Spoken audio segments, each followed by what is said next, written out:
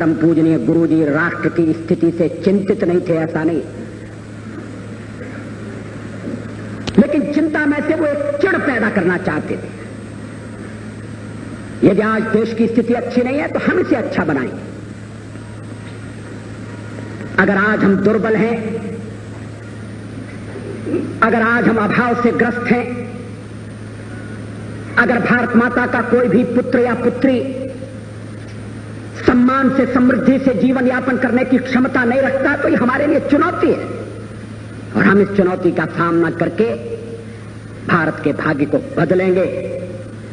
उनकी चिंता में से ये संकल्प पैदा होता। बार बार मेरी आंखों के आगे वो आखिरी दिन का चित्र उपस्थित हो जाता है। शायद इस भारी भीड़ में मैं ऐसा भागा व्यक्ति हूं जो प्रातःकाल 5 जून का प्रातःकाल उनसे मिला था। हम लोग रात्रि भर आदिलाबाद से कार्क से यात्रा करके हेडगेवार भवन पहुंचे थे। इच्छा थी परम पूजनीय जी के दर्शन कर लें। वो संध्या वंदन करके बैठे थे। संध्या का क्रम कभी नहीं रुका। संघ की प्रार्थना प्रतिदिन करने का नियम कभी नहीं टूटा। और संध्या के बाद मिलने वाले लोग, हम लोग पहुंचे तो वही भुवन मोहिनी मुस्कान, हृदय का हरण करने वाली, तापों का निवारण करने वाली। व्यक्ति कितना भी दुखी हो, थका हो, चिंतित हो, एक बार परम पूजनीय गुरु जी के सानिध्य में पहुंच गया और उनकी दृष्टि पड़ी तो लगा सारी थकान मिट गई। उस दिन भी तबीयत बहुत खराब थी। उन्हें देखने वाला हर व्यक्ति नहीं समझ सकता था, मगर कुछ लोग समझ सकते थे। डॉक्टर आबाजी थत्ते मौजूद थे, लेकिन उन्होंने सबसे परिचय प्राप्त किया। आज इलाहाबाद से आए हैं, ये कौन है? अच्छा, वहां मुलाकात हुई थी, मैं तुम्हारे घर पर ठहरा था। इकबाल स्वयं सेवक का नाम क्या है?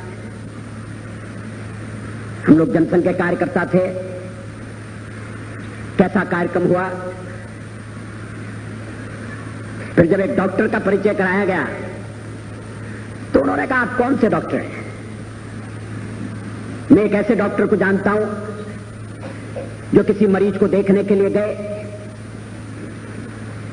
और डॉक्टर ने मरीज से पूछा, बताओ तुम्हें क्या तकलीफ है? तो मरीज बिगड़ गया। कहने लगा, अगर तकलीफ आपको ही बताना है और मुझे ही बताना है तो फिर आपकी क्या जरूरत है? आप डॉक्टर हैं, आप बताइए मुझे क्या तकलीफ है। तो डॉक्टर ने कहा, ठहरो, मैं ऐसा डॉक्टर बुलाकर लाता हूं जो बिना तुम्हारे बताए तुम्हारा इलाज करेगा। और वो डॉक्टर बाहर निकलकर एक वेटरनरी सर्जन को बुलाकर ले आए,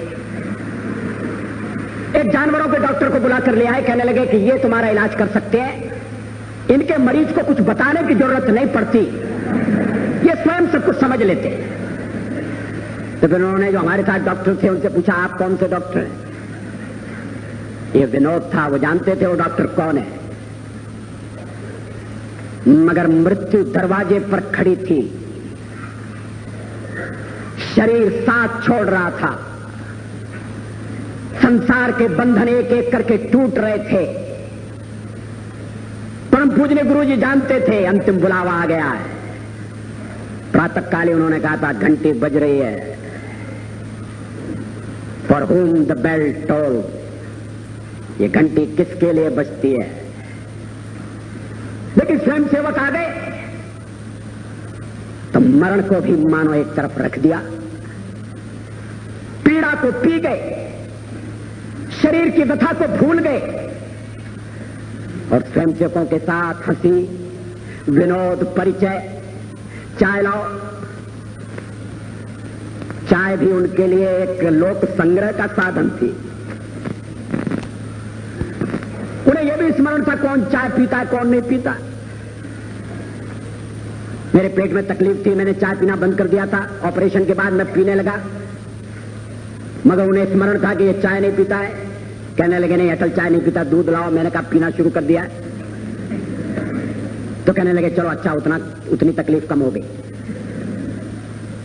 और बाल स्वयंसेवकों से परिचय नाम मुझे एक क्षण के लिए गा, एक क्षण के लिए, कि मानो शूलों की शैया पर भीष्म पितामह विराजमान है। एक क्षण के लिए, क्योंकि दूसरे क्षण विचार आया कि भीष्म पितामह न्याय के पक्ष में थे, मगर ये तेजस्वी, ये तपस्वी व्यक्ति, ये हरदम धर्म के लिए लड़ा, इसने हरदम न्याय के लिए संघर्ष किया, ये कभी कौरवों के पक्ष में नहीं था।